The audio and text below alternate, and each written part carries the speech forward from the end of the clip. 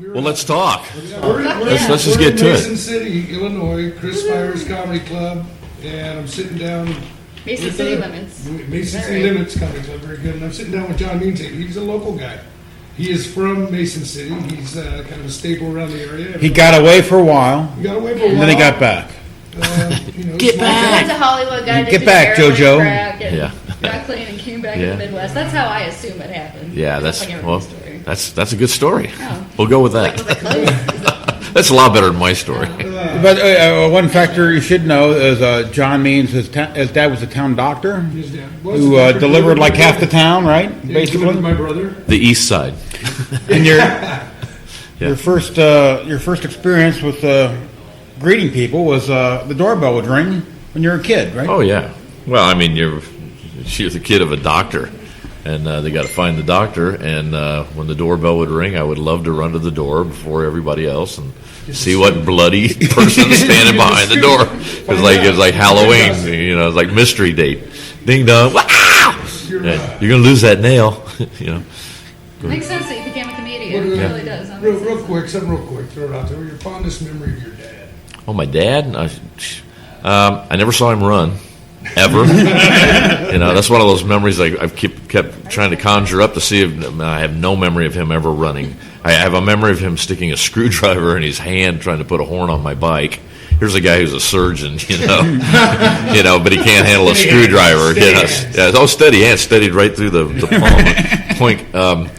But my fondest memory probably is, he asked me to do a show at the Elks Club. He's been a member of the Elks Club in Lincoln for years, and that's why they always play cards and bitch and piss and moan about the Cubs and whatever. And so I did this gig over there, and he let me know in advance there were going to be some older people there. I'm fine, because I might have been 30 at the time. And I did my comedy show, and I got everybody involved. It was one of those shows where, I knew enough of the people that I could had personal tie-ins, and it was real easy for me to bring them into the show, and it made the show was great, and everybody was patting my dad on the back, and he came up to me and said, "Hey, you did a good job." And that was like the first, I bet that's my best memory. He wasn't one of those "I love you" kind of guys. He's one of those guys that come home after a long day at the office and break a chair every once in a while, Well, being a doctor, was he proud of you being a comedian? It was kind of weird. I mean, he couldn't say anything because he met my mother in the theater guild, and which is kind of weird. He's a World War II veteran and everything, and but he did some radio and stuff. But he never told me any of this stuff. He didn't tell me any of this. I didn't find out any of this stuff till I was a theater major at Drake University and found out that he'd done some theater, and that's how Mom met. Then I found out after I got into comedy that he'd done radio and some other things, and I'm like going, okay, but. He took the GI Bill, went to school, and became a doctor. And then when I started calling myself Dr. Gonzo, he's like, "You got to earn that title." I went to 8 years of school to get get an immediate promotion. Yeah, and so I just said, "Hey, I make house calls. I make people feel good." And he goes, "All right, I'm okay with that." So it worked, and it was an identity thing for me too, Dr. Gonzo. I mean, it was a nickname I got in college, but it was a great way for me to break away from being Doc's kid. So can we get into the nickname? I mean, how do it came totally. It came at Drake University. I transferred there. I did 2 years at Lincoln College. Got my associates. Went to Drake as a junior. Wanted to get an apartment, but they said, "No, it's your first year here. You got to live in the dorm." I'm like, "Oh, great." So I'm living in the dorm for about 5 days with no roommate. School started, no roommate. I'm like, "Hey, this ain't gonna be so bad." And then one day, the door flew open, and this guy goes, "I'm Chris. I just flew in from New York. I'm on acid, and all my shit's at the desk." And he turned around and walked away, and I'm like, whoa. Whoa. So I kind of went down after him. Here's a guy doing acid on an airplane. Yeah, I did it once. It was really stupid. It was very claustrophobic. When you got everybody in the plane turning around and looking at you and listening attentively to everything that you're saying, you got to go, "I better shut up now." So, but anyway, we went down. He was an art major, and he had all this stuff. So he came up to we got him in the room, and art major started painting on the walls and doing all this weird shit, and he never really slept. And he started calling me Gonzo, Dr. Gonzo. I couldn't figure it out, and so he threw me Fear and Loathing in Las Vegas, the book. I think it's the only book I've ever read front to back in one setting. I was just glued to it, just going, this is some of the funniest shit I've ever read in my life. So as the semester progressed and intramurals, Dr. Gonzo stuck. And then one day he came, I don't know, somebody had said that I'd said something about his girlfriend or something. And he comes in the room, gets under his bed where he's got all his camping gear, pulls a hatchet out, walks outside the door, shuts it, and goes,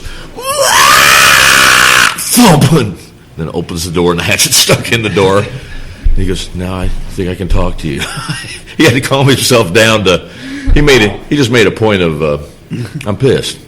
And he took it out on our door, which got a great big hatchet wound right in the middle of the door.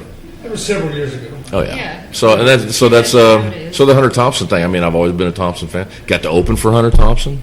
Dr. Gonzo opened for Hunter Thompson? It was Hunter Thompson with special guest Dr. Gonzo. Oh, that's awesome. It was really bizarre, man. And How small was the special guest? it's about half of Hunter Thompson's size, which isn't too bad. It's usually like measured by your font. 1/32 of the size, when you're at Know the it. guy? Yeah, well, just a little bit. The only time I really sat down next to him and I just got freaked out was I did a Christmas party for the San Francisco Examiner, and they'd sent me half the money up front, and then Will Hearst III was supposed to give me the other half of my check because that's the Hearst family on the Examiner. So I do this party at this mansion down off Pacific Avenue, and there's Santa Clauses everywhere. They park your car, they valet, and I went in, there were all these rooms. There was like this big roller derby thing going on, and this great big room over here, and there was some other act going on over here, and then we were doing comedy in the back. And while I was on, Hunter Thompson came in and sat down like on this bleacher thing on the side, and I was like, oh, wow. It's one of those, you recognize him immediately, and I just kept doing my show, and I finished, and I had to get paid from Will Hearst, so I go up to the table, and it's Hunter Thompson and this other writer from the Examiner who's a big guy with an eye patch and a bulldog, which is just, I knew him from because it was always that picture of him in the byline in the paper, and I'd never really paid much attention to his column, but and Will Hearst III sitting at this table, so I'm just sitting there, and so he knows that he's got to pay me, but we're having a drink, and these guys start all talking, and Hunter Thompson was fucked up, okay, and all I could make out were the K sounds, so he would be going, Gaddafi, the Kennedys, Khrushchev, and I'm like going, oh man, it was one of those vibes where I was just sitting there going, and I just kind of looked at Will Hearst, and he reached in his pocket and he pulled out my other half of the check, and I said, I got to go. And as I was leaving, I kept going through the mansion, and I told you all these Santa Clauses were there. I noticed they all had Uzis. They were security guards because all these heavies were at this party. Patty Hearst was there and her husband. And Patty Hearst already been kidnapped once. By But she was married to the guy that was her security guard or something. I don't know. Anyway, late 80s. I don't know. Late 80s? Yeah, that's what I want to say. 88 maybe. He wrote columns for a while. He stopped writing, and so Hearst hired him to write columns. And sometimes it would be there, and sometimes it wouldn't be there. It was supposed to be once a week, but it was like once every couple of weeks. You remember any of your skits from back then? Hold on a second. Before you answer, we need to give a shout out to our listeners on Bubba Radio. And MC Bubba himself is listening to us right now. We have additional listeners. We get picked up by another station who also plays this show. Oh, that's awesome. We have, Thank you, Bubba. Yeah. Bubba the man. That's great, Bubba. That was fucking awesome. Yeah, sorry. That's okay. Apologize for interrupting. Yeah, I got a question. I know John personally. I've known him for quite a while. But this is a serious question. Uh-oh. Can you remember that far back? There's things I don't remember at all. There's pictures, Facebook's been a scary thing. Do you have any material from back then you can pick up? Oh, yeah. Well, there's things that I started with that it just didn't go very far. I started doing kind of local, because I was a San Francisco comic, so I tried doing things, just around the area. Well, I did. Please come to Oakland for the springtime. I'm staying there with some friends, and they've got lots of guns. You can sell your body out on a sidewalk by a drugstore that I hope to be robbing soon. Please come to Oakland, she said. Fuck you. So that was one of my real early, And then people said, you're not going to get a lot of work when you end the joke with "fuck you," So, I don't know. Okay, that was an early one, and then another one that was just north of San Francisco was a place called Marin County, and Sausalito's up there, and all the beautiful people. And during the '80s, I kind of shaped this around. So. Almost heaven, Marin County, Sausalito. Hey, I'm living in Mill Valley. Well, life gets lonesome, don't you know? Sitting in my hot tub, doing me some blow.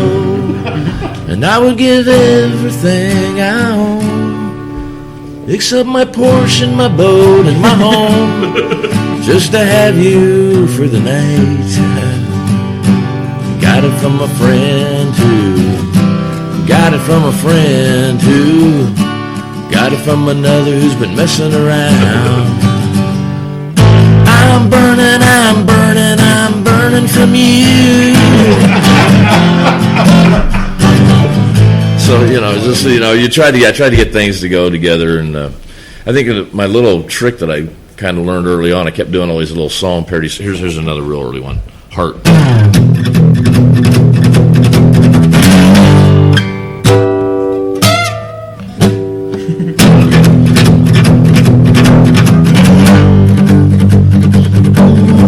Can of tuna.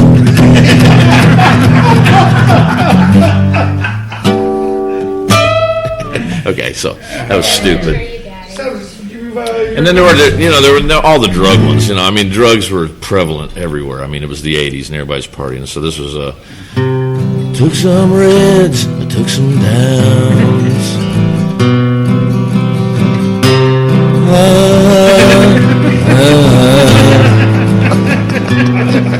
That's really. What's the best party you can remember?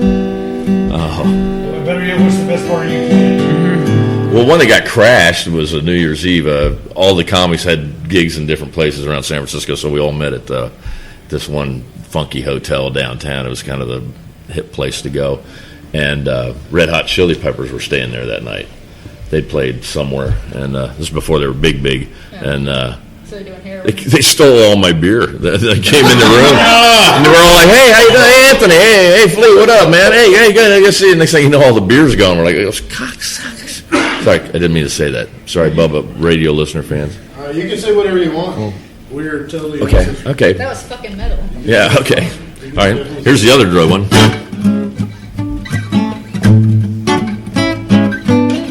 Hey, slow down, you're moving too fast. You gotta make the cocaine last. You cut it up on the cobblestone, but you found it was speed, now you're feeling uneasy.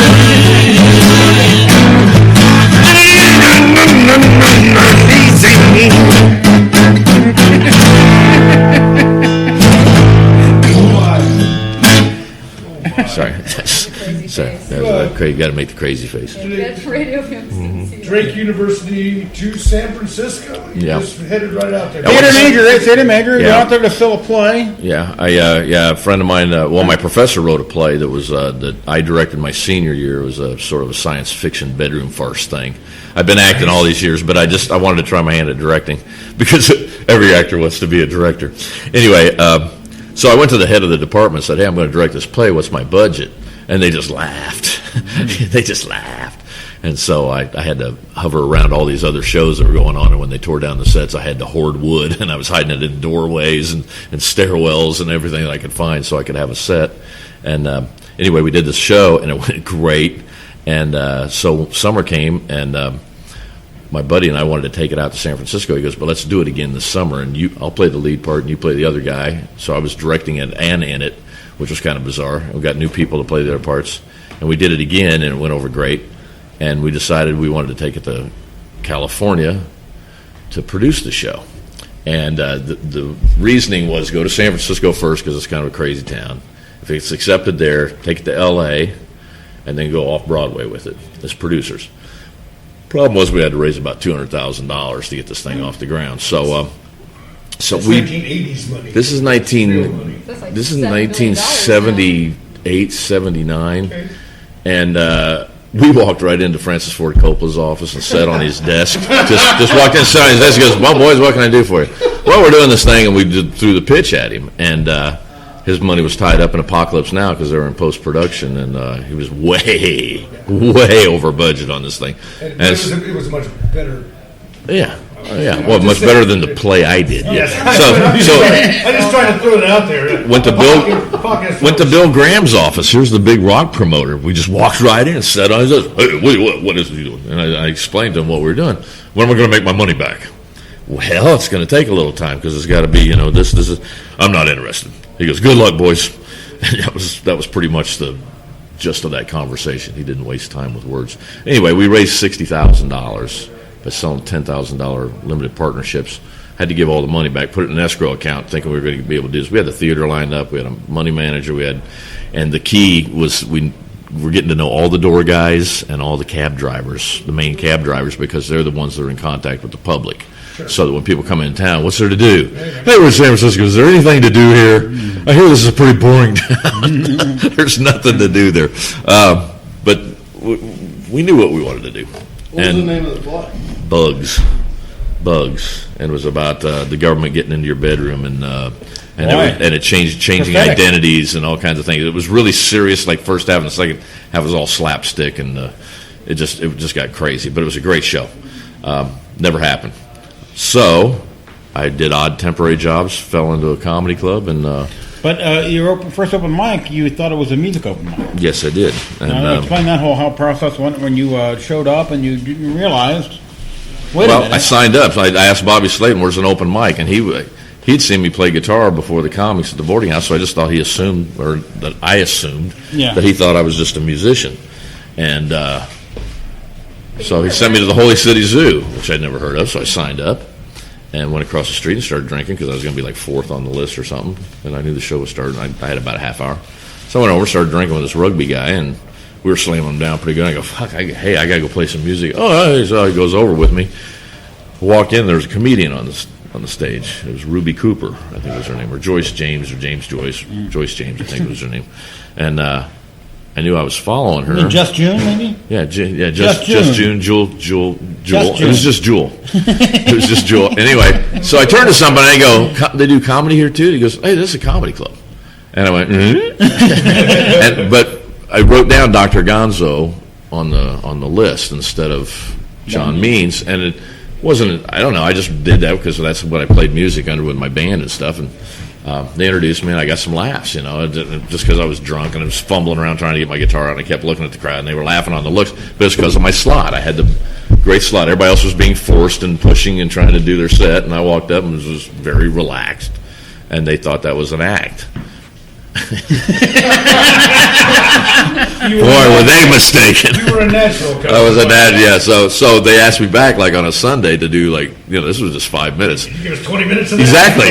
I said, sure. Went home, I started messing around, trying to do some stuff, came back, just ate it. I ate it so bad. "I thought you were a comedian. I thought you were funny." I go, "Well, your view of what you saw and my view of what I saw were two different things."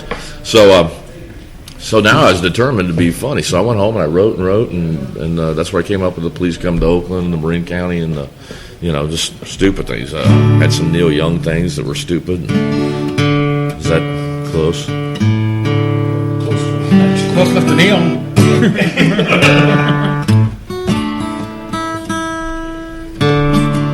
Like us on Facebook while Gonzo's getting tuned up.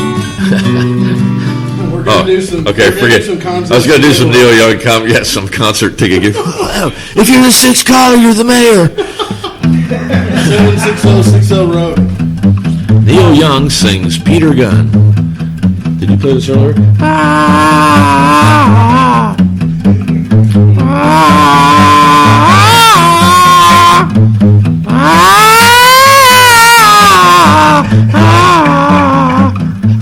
Okay, everybody. Okay, nobody. There's somebody at home going, "Ah!" That's the fun part. Jamie Stone. Yeah. Jamie Stone. Yeah. Hi, Jamie. What was another thing that I'm trying to think of these? I did Joan Baez, and ended up doing it in front of her. Anyway, I'll explain it to you in a second.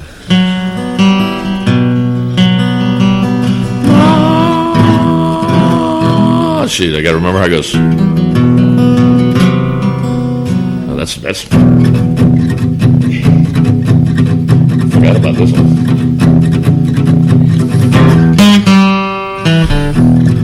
That's close.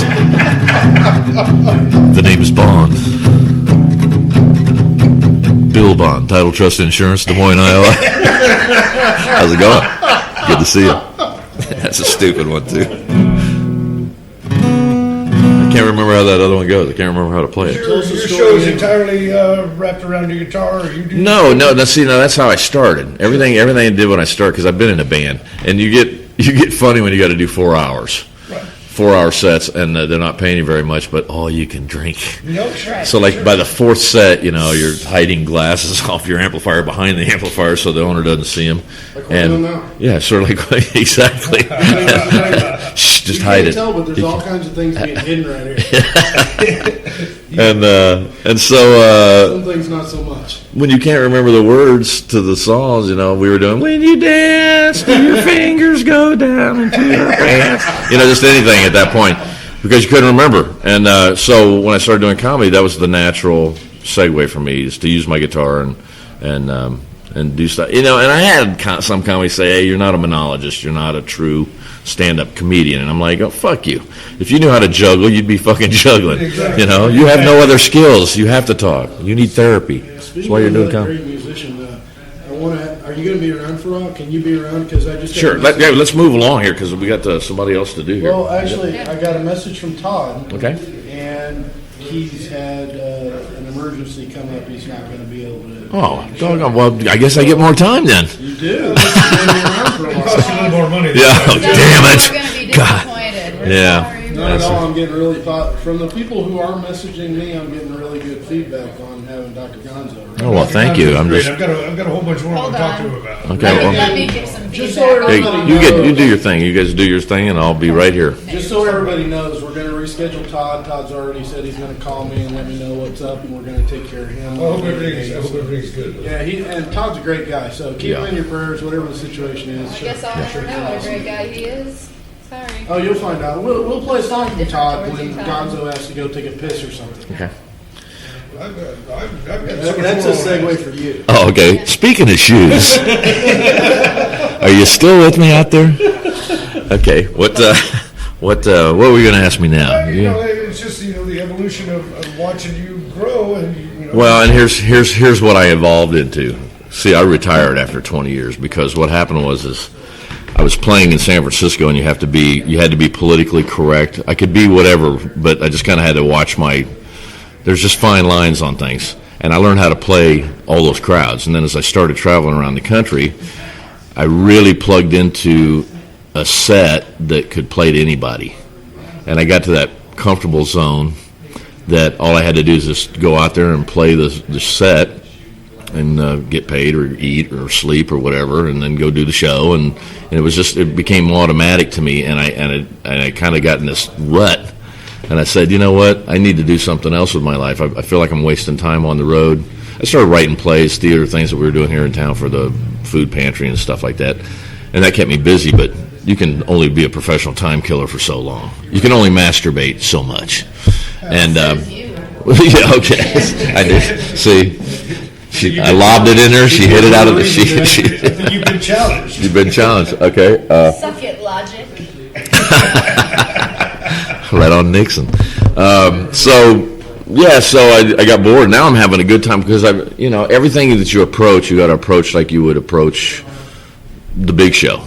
If every show is like the show that the president of show business is going to be in the crowd or whatever, and that's not who I really ever gave a shit about impressing. I never got into this to be on TV or whatever. It was to be live and funny. Challenge yourself so you learn something every night. And if you learn something every night, you grow.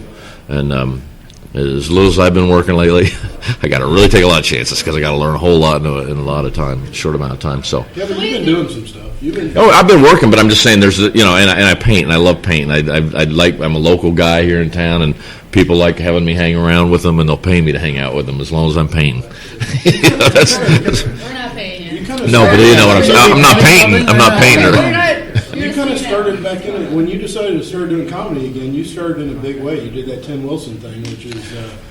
Yeah, that was See, in 2010 was the 30th anniversary of the Comedy Day thing in San Francisco, and I was part of that from the beginning. So they asked me to come back, and so I thought, okay. But they also asked me to do this other theater thing, which is more time, and I thought, well, I better get some practice. And Chris was nice enough to let me do my shows here, and we had great sellout crowds. And I don't know that I really threw anything new in the show. I threw in a couple little references to locals. Yeah, but I was just trying to get my things back down, and I had to look at my notes a couple times just because when you're doing 50 minutes, you know, something segues into something, and if something gets you off track, you don't know where you're at and I what you're find doing. you don't lose the muscle, you lose the tendon. You lose the connection. tendon. Yeah. Well, how do I get from this bit to this bit? Yeah, that's exactly right. And so I practiced, went out and did that, and then I came back and I did a couple of shows, and then got burned on a show for money and stuff. And then I went, you know what, I'm not really having fun with this.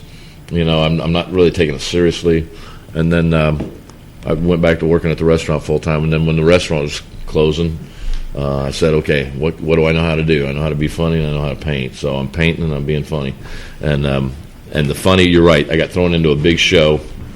But goddamn it, when I walked onto that theater stage, Talk about that. That was how real the easy. lineup went down, because that was kind of interesting. You told me about how they wrote everybody on a piece of paper and nobody wanted to go first. And you're like, yeah, nobody wanted to go. Well, nobody, you know, and that's the weird thing is you want the prime spot. That's why I said tonight I did the open mic thing. The only reason I was funny is because I was the fourth one up. I was in that spot and I looked relaxed. Yeah, and this just happened. This just happened out in Vallejo a couple of weeks ago when I was in California. It was Jeff Applebaum and friends, and you know, he was kind enough to add me to the show, and he put me on like third.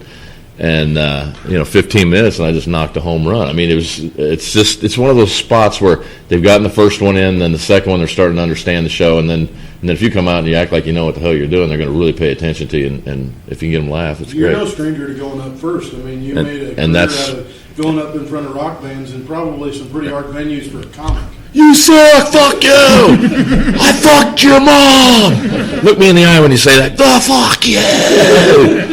You know, I like that head that goes around, the eyeballs are rolling around it, but they can't look you in the eye because they're so fucked up, everything's moving. The rock heckler is more... The rock heckler is just retarded, excuse me. I know I'm not supposed to use that word, but they're there. You know, they could be on mescaline, they could be on downers, they could be stoned, you don't have the only common thread you have with that crowd is the band.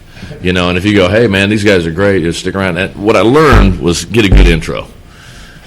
That's the most important. Whether your name's on the bill or your name's not on the bill, if you got somebody can go out there and say, hey, we're traveling on the road, this guy's with us, he's a good buddy of ours. Talk about the Jefferson Starship Tour.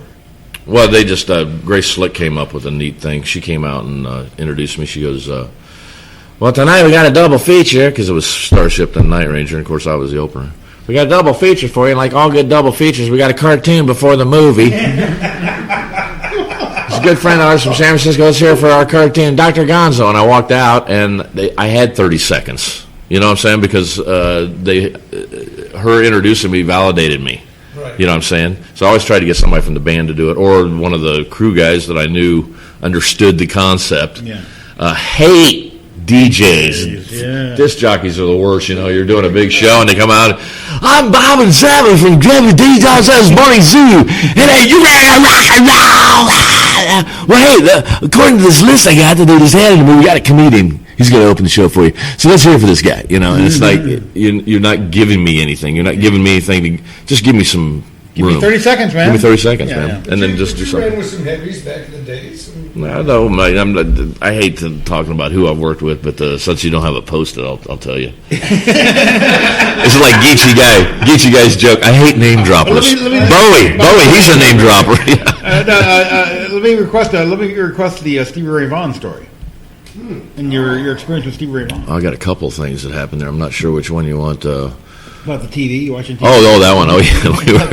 We did the Stevie Ray Vaughan was. I worked with him during his. Let's just say he was really fucked up period, or he drank a lot of Jack Daniels and did acid and played his ass off on stage, but just really strange to deal with in other capacity. You know, like standing by him. You know, and but we did a sound check at this outdoor venue and.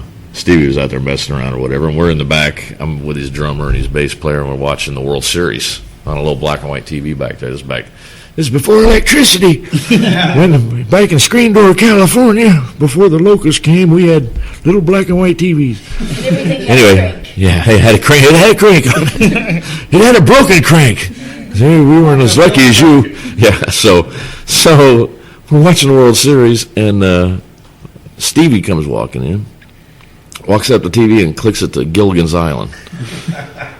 And I'm sitting there, and and then he sits down, and then the other two guys just walk away, and I'm like going, they don't get off the island.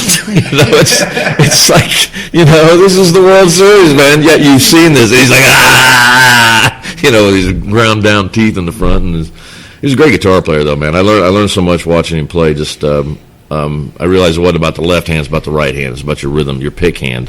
He got that shuffle thing. I mean, I don't even play any stuff, but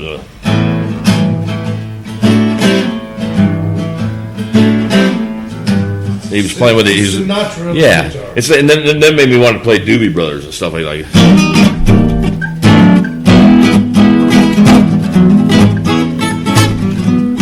Where that hand's just jumping and creating the rhythm. I'm playing it real sloppy tonight, but I'm just saying when I sit down and really want to play, it's about getting that rhythm down and really understanding that your right hand is stuck to your heart. That's your soul. So, yeah. Now I'm left-handed. What's that mean? That means that It's time for shameless plug moment. That's good. Shameless plugs. He's an Irish guy, and he's Seamus. Seamus plug. Shameless plug. Yeah, subjective truth. First of all, we're broadcasting live from Mason City Limits at the bar at the Comedy Club with Dr. Gonzo and Jessica Bednick tonight. And we apologize. Todd Yon isn't going to be here. If you just tuned in looking for him, he's had a personal emergency he has to take care of. So all the best to Todd Yon. He'll be back. We also want to give a shout out to our buddy Darren Smith, who's here asking questions on the mic, joining us again. And Chris Spire, the owner of Mesa City Limits, is once again a drive-by guest. We appreciate his presence. A walk-by guest, actually, because I walked downstairs. Kind of a stumble-by guest. Stumble-by guest. I did stumble. I think we all walked here, didn't we? I did. Yeah, I did too. Yeah, and we need to give a shout-out for the pizza. Darren brought over some awesome pizza. If you don't have plans this weekend, Saturday night, you need to be in Mason City. You need to check out Smokey's Bar and Grill. And our headliner. Right before Celine. And then come over to Mason City Limits and see our headliner, Celine, who's going to be just behind you. He's about 4 feet away from me. Yeah, he is. It's very shy tonight. It's very shy. Very shy. I don't know why it's so shy. I'm sure he has great stories too. Anyway, come out and see Celine this weekend. Make sure you check out John and Celine's got some fine credits, by the way. Winner of the 2010 Boston Comedy Festival. He's been on The Tonight Show with Jay Leno. He's been on Lopez Tonight. He's been on Last Comic Stand. Gonzo, are you done? Bob and Tom. You're not done, are you? I got to pee. All right. And he's a personal friend of Dr. Gonzo. Somebody else talked. He's actually done Tea shit break on the comedy for scene. Gonzo. He's like a legit comic. Yeah, so Salim's got great credits to his name, and he's a very funny guy. You want to make sure you come And we're out. doing that at 9 o'clock a little bit later because of the Prairie Harvest Day celebrations here in Mason City. So we're not going to conflict with that. If you want to do your prairie harvesting and then come over here and get a championship burger at Smokey's Bar and Grill, slide over and see Salim. Right? Sounds like a good weekend to me. You get the hell out of It's always a Springfield good for time. most of It's the always a day. good time at Mason It's City. always a good I time have for a me. blast. There are a lot of Back things. over your place at the end of the Oh, yeah. There are tons of things that happen in Mason City that Springfield people don't have any Yeah, a clue lot of people about. You don't should know this come out here and comedy club is experience here. it. And I tell people all the time, and they're so shocked that there is a comedy It's just club a in short Mason City. drive from That's there. right. And they get You know what I mean? really good comments. Some of it is pretty deviant behavior, so you want to make sure you come out here to Mason City. Yeah, no, if it's deviant behavior, come armed. I'm telling you, you bring your own deviance because we have our own brand here. Thank you. Yeah. So again, I need to give it up to Shane Michael Photography for their help with our still photos associated with Gone Road Radio. I appreciate you, Shane Rice. Very, very talented photographer. If you need anything done from a special event to a wedding to just taking deviant pictures like we do, call Shane Michael Photography. The contact information is on the website at goneroadradio.com. You can click on affiliates at the top, and you can not only see the locations, an active link to their website. You can also see any social media icons, anything that they have, like Facebook, Twitter, Instagram. All that's on there, including an interactive Google map, so you can see right where they're at. For instance, you could look at that right now and find Mesa City Limits right plan there. your weekend. Yeah. Find out right where we're at. We're waving. It's We're pretty waving out the window convenient. right now. Check us out on GoneRoadRadio.com. Who we got coming up? I guess should we play feminine? Should we play something from Todd? I tell you what, next week, we're talking a little bit here next week. Okay. We've got a nice little 3-piece blues band. Oh I was, yeah. talking to the other night. They want to be able to come in here acoustically, and what night? it'll be Thursday night on air. These guys are ready to Oh, great. on air, Oh, fucking perform on awesome. air. Oh, they're a really good gig. They're traveling through town. I had an opportunity to sit and talk with them. I blasted Derek with a message about it. What's the name of the band? Pretty, you know what? See if I you mixed can. The Anonymous Blues Band. I like it. The Who Are These Guys Blues Band. I forgot these guys' name. Blues Band. It's That's a great name for a band. I love blues. We'll have the information on the front page of GoneRoadRadio.com. You can look it up after tonight. Right now, we have Dr. Gonzo's smiling face when he was in his, what would you call that? Your hair phase that you had there for a second. The hair phase. Yeah. Yeah, I had hair You once. had So did the- Darren. You had the windblown look going on in that picture that we used Oh, for yeah. promotion. Yeah, I came home and my wife said, everybody's talking about your hair. I really think you should cut it off. Which in translation is, I hate your freaking hair. Cut it off. So I cut it off. She was I thought she blaming said, kick the everybody dog, break the window. I love it. I thought it was great. You look sort of old hippie. We're getting hard to distinguish. I was going to get a picture with an apple. So Gonzo's still here. If you just tuned in, we're not going to have Todd Yon. He's going to come back another day. He'll be rescheduled. Next week, we're going to have the blues band here. That's awesome. Sean Sean Ward is the powerhouse. And these guys are talented. They are very talented. Celine and I had a conversation with them, and the kids for real. Love kids the for blues. Love Oh, the yeah. blues. They do it. Matter of fact, I have a Stevie Ray Vaughan story, not as exciting as anything Gonzo has, but Stevie Ray Vaughan actually walked into a place I was at one night and played a set just out of the blue. It was really real. cool. It's amazing. It's He amazing. was sort of an awesome dude like that. I mean, and I lived in Nashville for a long time, so you get to see people like that a lot. It was really an eclectic music environment. It wasn't what people think. It wasn't just country, but you could see country guys, show up at a And the local country bar guys, and the older I get, the more I appreciate those pickers, man. They were really talented guitar players. Roy Clark, for instance, was just a Chet phenomenal. Atkins was Chet amazing. Atkins, amazing, yeah. I mean, you kind of appreciate those guys. I think the older you get, your palate kind of expands. And there's some country-esque kind of bands I do like Renaissance now. guitar players, if you will. There's a lot of people that play like that now. They're not on CMT. I know a lot of them. Well, we're gonna have. Well, you got to be like a supermodel to be on CMT. I mean, let's put it this way. Country music. Right, I mean, let's put it this way. Merle Haggard could never get on CMT I right. hated Nixon. country for a long time. We're going to see Nixon on CMT. Supermodel, beautiful girl. Oh, Darren. Well, it's radio. Flattery These might guys, get you. these guys can't see what you look like. I got you. Nixon's a hottie. She is a hottie. She is a hottie. These guys don't have standards. And they're all drunk. That's Now, I'm drunk, but I'm not slobbering I yet. got a So funny story about You ain't standards. playing. Funny Okay, story. we're transitioning into story time with Darren now. Saddle up. we have another guest here lined up as well on the deck circle. Was doing a pipeline job down in the southern part. We didn't lose Gonzo there, did we? No, he's smoking a cigarette Had an opportunity to have an because it's legal to smoke inside here in Illinois. of air Safety first, craft carrier over there. This louder. Is it Okay. louder? Okay. We're playing musical chairs. Hold on, Darren's coming. Well, I just got I'm to the be one somewhere. that controls the Yeah. chaos. I want to again congratulate Darren. Not only won Best Burger in Central Illinois, but Best Wings in Central Illinois. Yes, indeed. So the trifecta would be best what? Would be the third one? Are you going to do another one? No, they. I don't know. I mean, it'd be. The word has it that I was. I mean, you're on a roll now. Why stop? Why just make up something? Because you're a the two-time best, winner, because you're kicking everybody's ass, they don't want you to know? the best fried okra or Dude, something we like that. should Best have a- calamari. We should have a Gone Road Radio. I got the best call on it. Yeah, in a landlocked county. Yeah. We'll have a Gone Road Radio food fight. All four choices will be Smokey's Bar and Grill, and it'll just be a fuck you to those guys. Wow, I'm impressed that you have the pull to put that kind of stuff I together. guess. We're trying to throw together a zombie party in like 3 weeks. There goes that TGI Fridays account there, Darren. Thanks, man. Anyway, back to He's got story fucking- time. Back to story time. Before we get John back, we a very funny story. Commander of the Vietnam War was an inspector on one of our job sites one time, and he was talking about the quality of the whores in Vietnam being supplied to our sailors. And he gave a pep talk that he wanted brought down to all the boys on board the ship before they went ashore. And he told them, boys, if you go into a bar and none of these whores meet your standards, he said, boys, immediately lower your standards.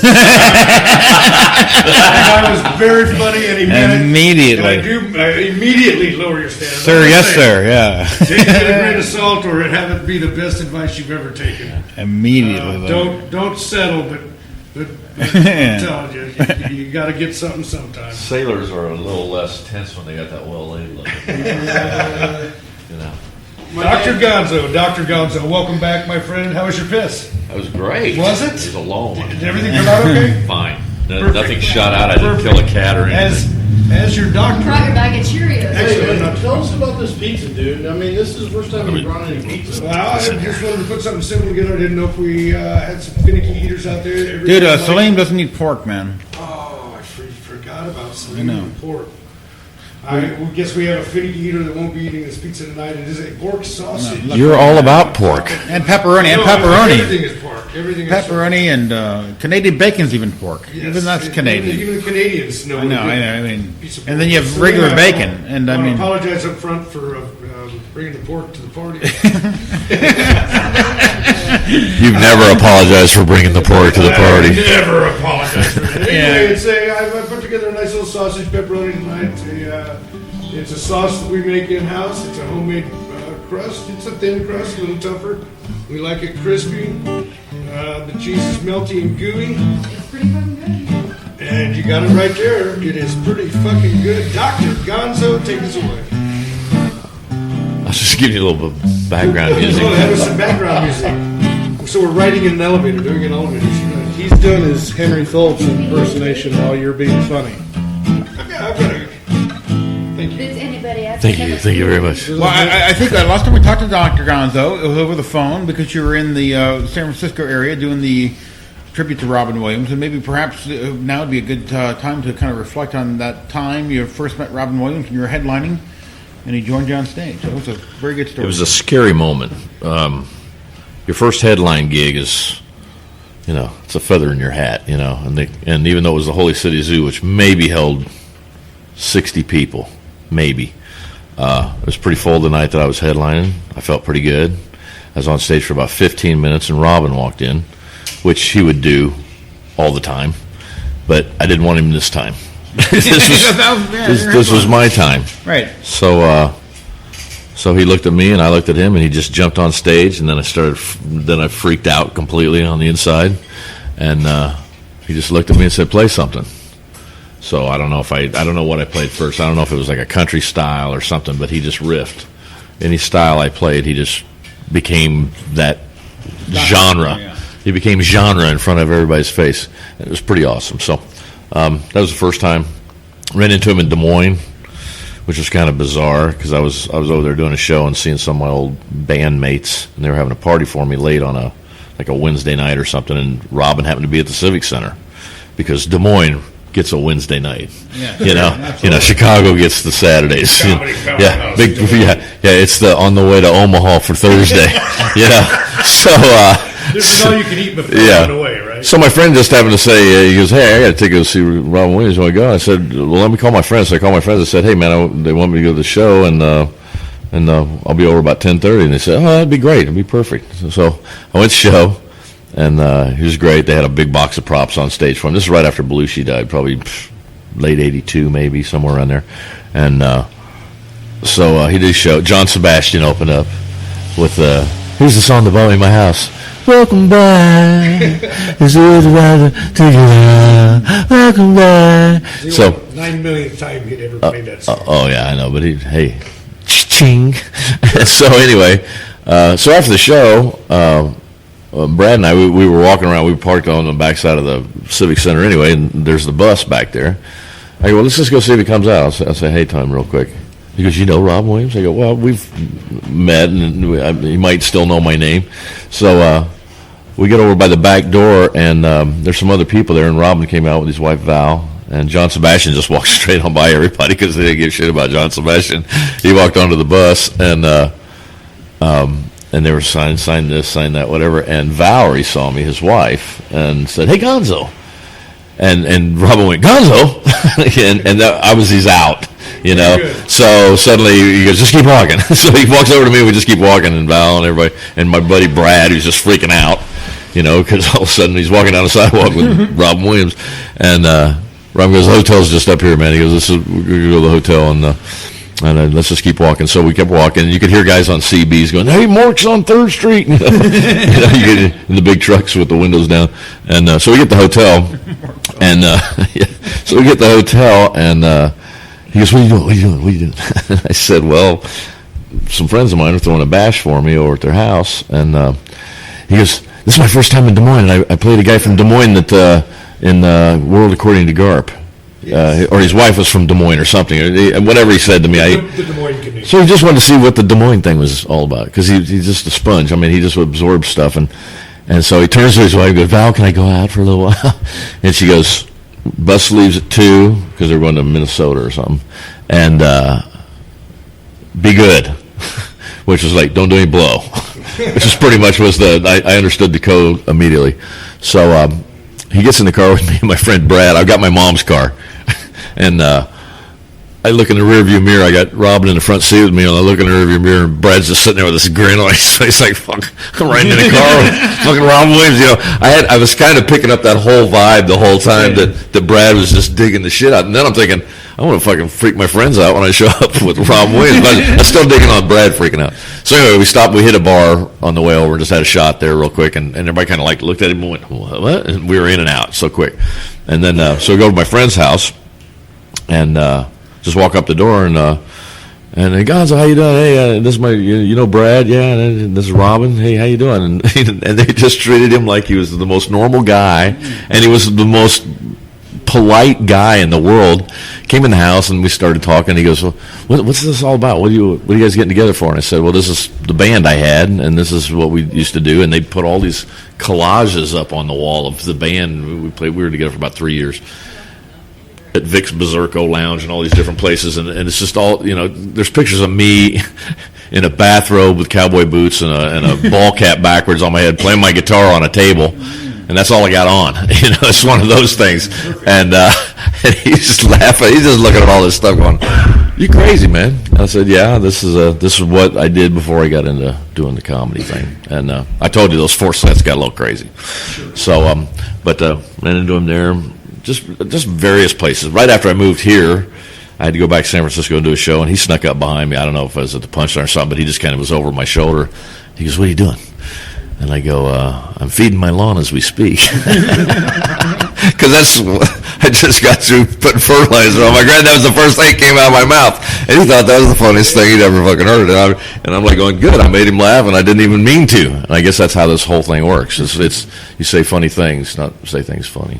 So, but yeah. You did the thing, the memorial. Yeah, the tribute was really nice. I didn't do the memorial. Was just last weekend, and every heavy in the world was there. My friend said, he got me on Facebook, said, "I looked all around the room, and I could not see a celebrity, you know, because all these people came in for this thing, and they kept it all hush hush, which was great. It was private, and they handled this whole thing really well. His service and yeah, everything was done well." Anyway, but at the park, it was the 34th annual Comedy Day, and they just decided to make it a tribute day because he was always part of Comedy Day. He was always giving money to help support it. It's a free thing in the park once a year in the fall. The weather's always good, like in September. I saw a lot of pictures on your Facebook page. Yeah. Do you have yeah, you can go to Dr. Gonzo on my Facebook page, or John Means, MEANS. You know, those are my two. Wikipedia. Yeah, and I don't know who's been following me around writing that stuff, but you got more than Julian Assange. Really, You're really I had 2 paragraphs. You're really loaded on the Wikipedia. Yeah, okay, but it was a real nice day, and it was a battery charge for everybody because we were all pretty stunned when he died. It was a real frozen moment, I guess, and we were all on the phone talking to each other. And you just kind of hung out with him maybe 2 years before. Yeah, over in Bloomington, we hung out and took some pictures. I'm holding Becky's dog. She was his assistant, and it was just real nice. I mean, So the whole day was just good, and Margaret Cho was there, and Dana Gould, and just people I hadn't seen forever. Mike Dugan showed up, and Mike Guido showed up. Mike Pritchard was there, all the mics. But it was just a really felt good day. It was like part of the healing process. Don Novello showed up. Yeah, Father Guido Sarducci. He did a little eulogy at the beginning, and so we got to hang out. I hadn't seen him for years, and that was kind of fun because we just hung out, and then we did the show together on Tuesday night, which was fun. But it was just a good battery charge thing. I went out with some friends, and we talked, and everybody's on the road to heal. And A bit of recovery period. So what do we take away from Robin Williams? he was our standard. I mean, when you thought about what you were doing that was funny, I mean, who's the funniest guy? He was our funniest guy. Okay. Other generations it might have been Buddy Hackett, or it could have been Buddy Jack Hackett Benny. was always funny. Yeah. Oh yeah. We didn't But have Robin Williams back then. yeah, like Louis yeah, C.K. he was now. he was just kind of our guy, and he treated us all fucking like we were best buddies. Every time we saw him, hey bud, and he knew Gonzo. He'd always call me Gonzo, which was great. I mean, even though it's a fake name and sort of a persona, but it's not even really a persona. I'm as much Gonzo as I am John. It's just part of the. And it's always fun to hear. And ladies and gentlemen, Dr. Gonzo. Or they fuck it up. Mr. Dr. Gonzo. What? Mr. Dr. Gonzo? Dr. Jonzo. Yeah, Dr. Jonzo. I've had that. After I toured a Starship and Night Ranger, I had to do a set at the Improv. And the guy goes, what should I say about you? I go, I was just on tour with Starship and Night Ranger. He goes, this next guy was just on Star Search and Night Rider. I go, that was so Hollywood, man. I just laughed on my way up to the mic. I go, okay, I don't know what I did, but... Can I put you on the spot? Share some of your traveling tunes. Let's see what you can, some of the bits. Sure. That's a horrible way to interview there, by the way.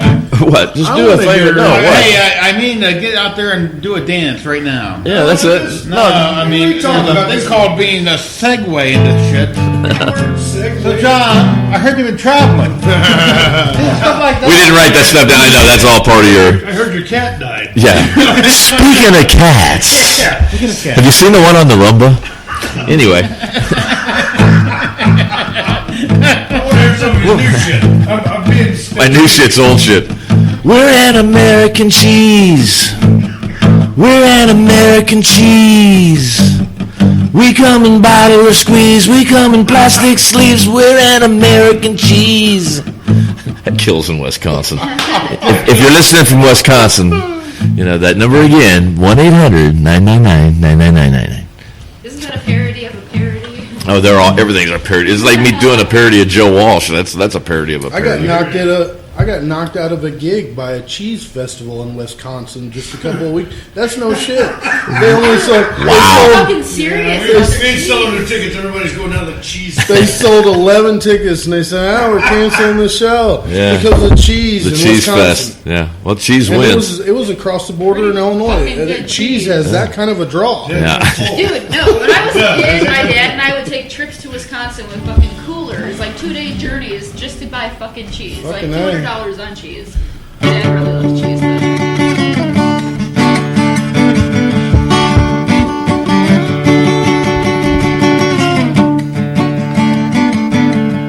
I am fat, I am bald, I am growing old. I can't get hard.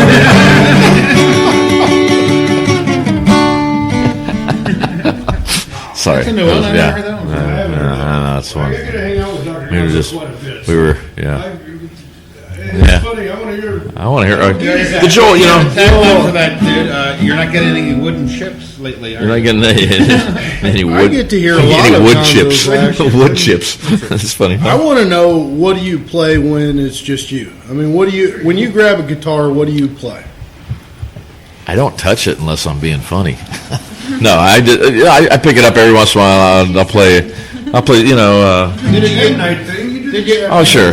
You did the good versions of, for instance, the Bob Seger song. You do a nice version of that one. Yeah. And you do a nice version of "Miss You" by the Rolling Stones. Yeah, I've been rolling out so long. I've been sleeping all alone, and I miss you. I've been laying that long. I've been sleeping on the phone. Yeah, but you know what's great about songs like this? You can do it in any style. You can do the bluegrass. I've been holding out so long, I've been sleeping all alone, and I miss you. Ow! It's the neighbor after dark, and the sun's after fire, and the phone rings. It's just a friend of mine. Who said, hey, what's the matter, man? We're going to come around 12 or 4 ring guys that says, me too. We're going to bring Cass wine. Hey, we're going to mess some fool around, you know, like we're used to.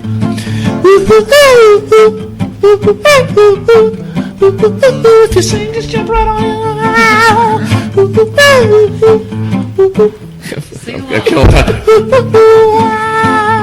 And he goes, Oh, baby, why you waiting so long? Oh, baby, why you waiting so long? You got to come on.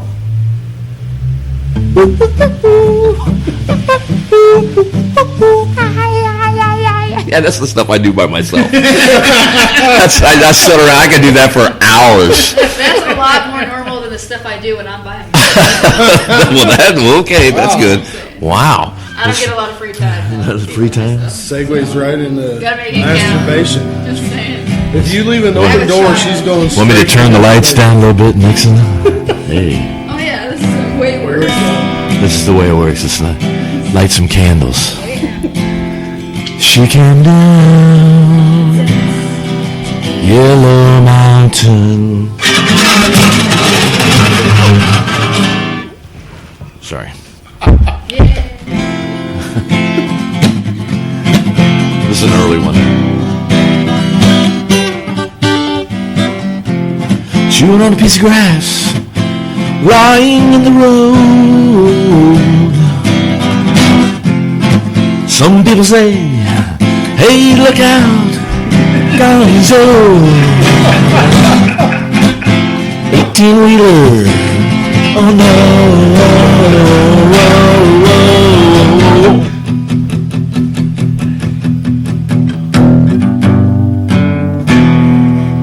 Oh, and here's stuff I play by myself too. It's Do you do kids parties? no, not recently.